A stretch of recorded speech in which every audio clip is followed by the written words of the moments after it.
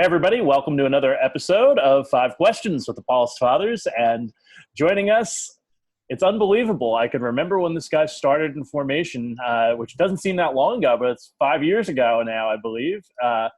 Mike Cruickshank is joining us today, and he's getting ready to make his first promises and to be ordained to the diaconate. Mike, congratulations, and thanks for taking some time. Thank you. Thank you very much. Good to be here, Mike. Yeah, it's great to have you. So, question one, hey, your formation journey, does it seem like a long time ago, or does it seem like you just started yesterday? Well, I think this one's going to be more in the long time ago range. I think often some of the times the cliche is in some ways a long time ago, in some ways yesterday. But I think for me, if I'm being honest with that, it just seems like a long time ago, which is, I think, in a lot of ways, it's a good thing. It's been a long journey, and some windy spots in the road, but it's been definitely a period of great growth for me, of great maturity, especially in the spiritual realm. So I think it's felt like a long time because just the years do add up, but also a lot has happened in that time, and a lot of good things happened in that time. So I think rightfully so. It feels like a long time ago, and I'm in a different place now than I was then. So I feel good about that. All right, question two, maybe the most important question we have to ask during this whole time here on the program. Your New England Patriots just fine without Brady, or are you going to miss him terribly? That's a good question. So I'll be honest, I haven't been following too much recently this year. I've been more into basketball, because basketball that usually is not played this time of year, but now it is. So I've been into that, and I've been following that, and I've been really actually impressed with sort of the social action that they've been taking over the last few days, if you've seen that, which has been great. But anyway, on the Patriots, I think the combination of Bill Belichick and Tom Brady was just like, I'm not sure if that will be matched ever. Like the two of them are just these hyper competitive, like hyper detail oriented people that when you put them together, it's like, they are going to win no matter what it takes. And now Brady's gone. He made a good decision for himself, I'm sure. And he'll be missed. But I think the Patriots will roll on. I think Belichick has a way of finding the right people in his system, and I think they'll do better than people might think they'll do. So cool. And you said you're enjoying basketball. Are you Celtics with basketball also, or? Yeah, big Celtics fan. So they're doing well. They're doing cool. well. Yep. So question three, formation and pandemic. You guys have been through a lot, but has it been mostly desolation and isolation, or to use your little poem that you had on Homebound, was there more consolation and jubilation in formation? Right. Yeah. I'm glad you watched that video. My poetry. That's been a big mix. Speaking of things feeling like a long time, it feels like such a long time since like March, when we started going on lockdown for so many reasons. But yeah, as you know, we had a run of COVID through our house. I myself got sick. So you got sick, yeah. Yeah, and not terribly sick. I mean, wasn't hospitalized or anything like that.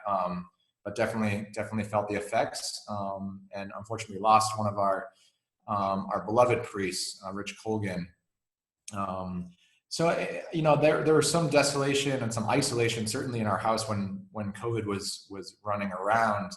We were all isolated from each other, which was challenging. But I'd say the consolation really came from living in a house in the seminary with a number of other guys, and really caring for one another, and really in whatever ways that we could, whether it be through Zoom, you're Zooming with the guy that you live like right next to, which is a weird thing, but yeah, I think we really came together to care for one another. And yeah, and I think there's probably some jubilation is a hard one, and on the in the world review, it's probably not a jubilation has happened, but I think in sort of prayer and kind of the spiritual practices, I think going through this and kind of taking God along with you in the journey, I think it brought me to a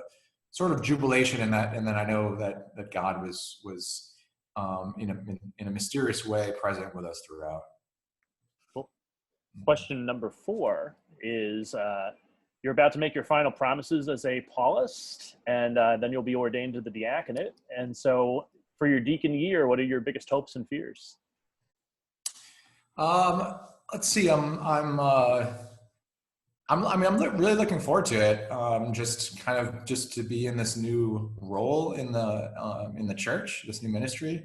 So I'm really looking forward to, just in my parish to be preaching and doing baptisms and whatever else that comes my way there. So I'm really hopeful about that, and hopeful of, this is my last semester of school, so I'm hoping to be assigned to a Paulist place probably sometime in January, maybe after the semester is over. So I'm hopeful about that, and yeah, I don't think too many fears. I think I'm looking forward to it. When I do get to a new place, it's there's always some I always have some hesitation about how I'll be received and like how that will go. But so there's little fears like that, but in the grand scheme, I'm really looking forward to it all. Yeah, that'd be the same no matter where you went, right? Right. And so finally, question 5, you've been through a lot of formation study. Do you have a favorite book, a favorite author that you read during that whole time of study? Yeah, it's a long list of books to kind of go through in my mind, but I think I'll say, I'll give you the one of the latest books that I read. There's a priest from the Czech Republic. His name is Tomáš Halík, I think. I don't know exactly if I'm pronouncing that correctly, but he is he's a psychotherapist and longtime priest in the Czech Republic, kind of from the days that it was Czechoslovakia and they had communism and like kind of underground churches and that. So he's been through a lot, and he writes a lot about kind of just dialoguing and being with the so-called nuns and the spiritual but not religious. And the book that particularly struck me, it's called Patience with God, and he's talking about sort of the ways in which believers can have some really similarities with people who may not believe or struggle with the faith, but that one of the sort of underlying, one of the key core message that he gives is to be patient, that we're all going to have doubts, and it's a matter of what we do about those doubts. If our doubts bring us to a belief that God doesn't exist, or what he says, maybe the other extreme, more fundamentalist view would be that we just sort of discard the doubts and be like, no, that's just, let's leave that out and let's just stay on the narrow path here. But he really argues for kind of taking those doubts and lifting them up and trying to get to a new maturity about faith in God and being patient with that as well. So yeah, that's one recently that I've read, and really it really struck me well. As a Paulist, of course, too, Mike, that we do a lot of work with people who are unchurched or aren't necessarily regular church-going folk, and for a lot of different reasons, but it's a way to kind of have a common experience with them. So yeah. What class was that for? That was just personal reading, actually. Oh, awesome. Yeah. Yeah. So, although there is a class at Catholic U, which is where we go, that is specifically about the sort of nun phenomenon. And when I say that, those are people who check the box nun when they're asked about religious affiliation on surveys.